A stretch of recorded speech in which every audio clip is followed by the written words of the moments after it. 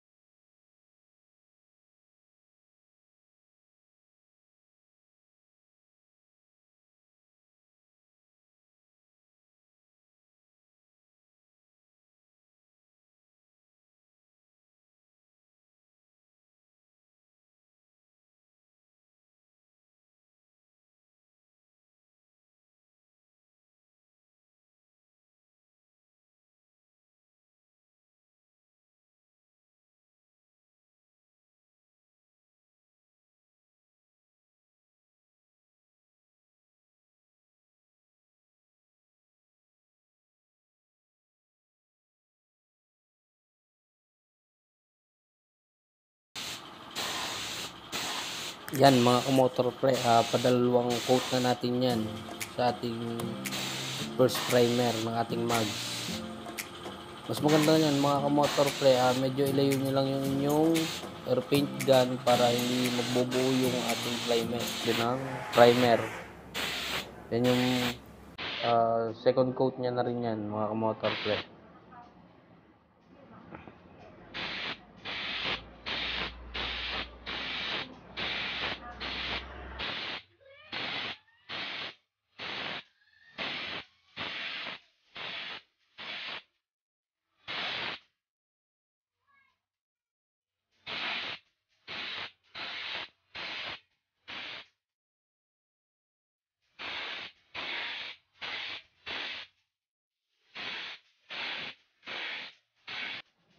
Ngayon mga kamotor pre, ang titimplahin naman natin ay yung kanyang pintura na mismo. Ang pinintura ko sa mags ko mga kamotor pre ay gold. Yan. Kulay gold yung kanyang kulay.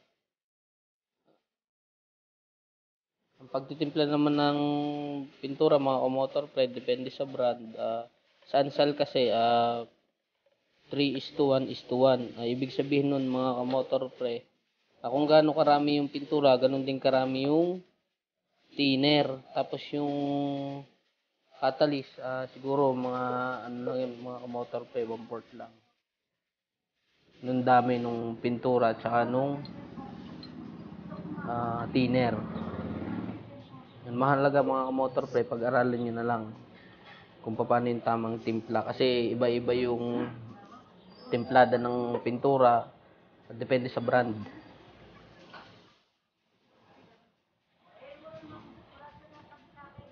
Yan, haluin lang natin mabuti mga kamotor pre, para maganda yung kapit niya sa mags natin.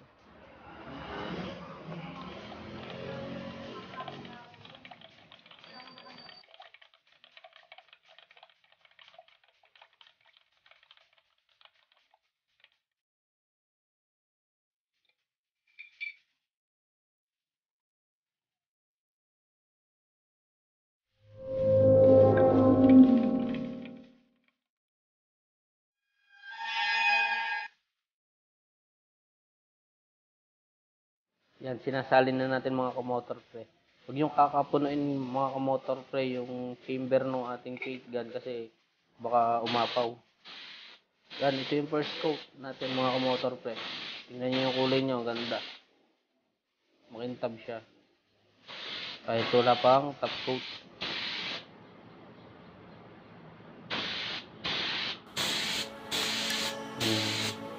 Kailangan mga kamotor pre, yung pagkaka-spray natin, huwag nyo ikakadikit. Yan, para hindi magpondo yung pintura dun sa isang part ng ating mags. Kasi malaking tendency yung kumayat pag ganun. Uulit kayo, magliliha kayo pag ganyan.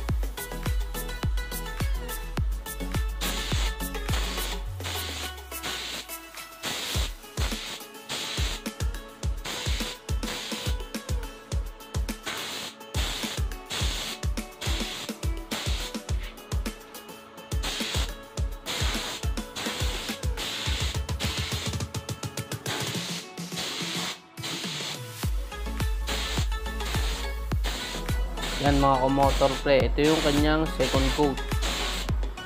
Yan. Mga kamotor pre, ang mahalaga bago nyo patungan ng second coat, patuyuin nyo munang mabuti yung punan yung pintura, pagkakapintura sa ating mags para kumapit yung ating second coat. Para hindi siya matuklap agad. Saka pag pinatungan nyo ng basa pa yung ating mags ng pintura, kakayot siya.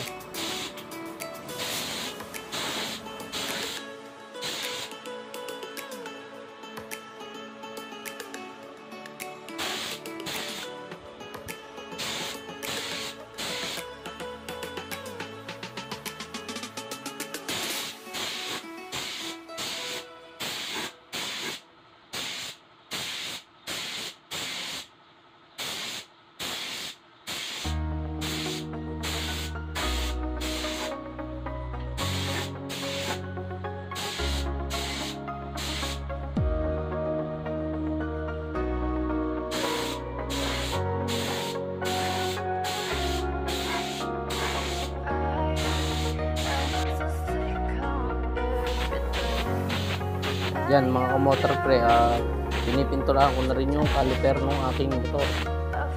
Kasi sobra rin naman yung aking pinagpintlang pintura, mga 1/4 mga kamotor pre, ang dami ng pintura. Sobra na sa isang mags yun. Samahan nyo na rin mga kamotor pre na top coat para maganda yung kalabasan pagkakapintura nyo sa inyong motor.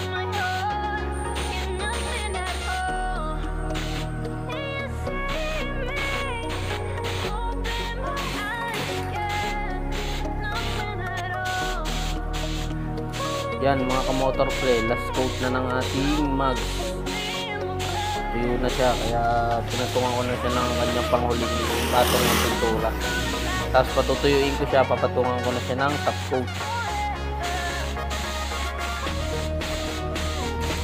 Tingnan nyo mga kamotor pre, ang ganda.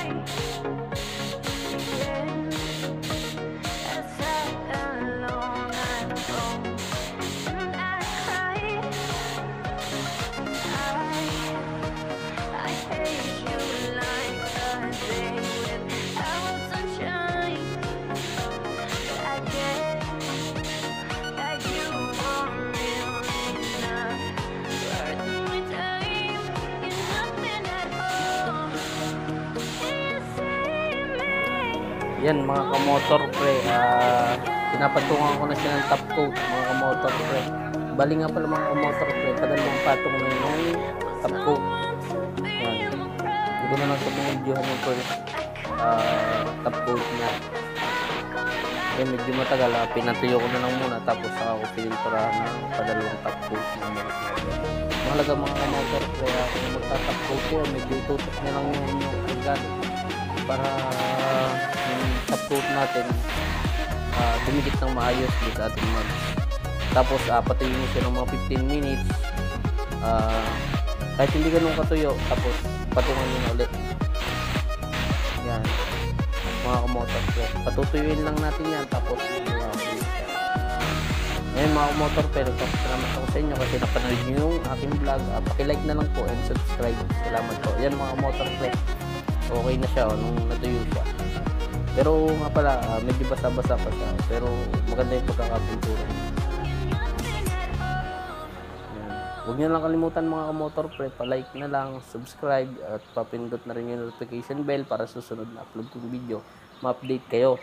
Nagpapasalamat ako sa inyo kasi binigyan nyo ng oras yung video na in-upload ko na para talaga sa inyo. Salamat mga kamotor pre.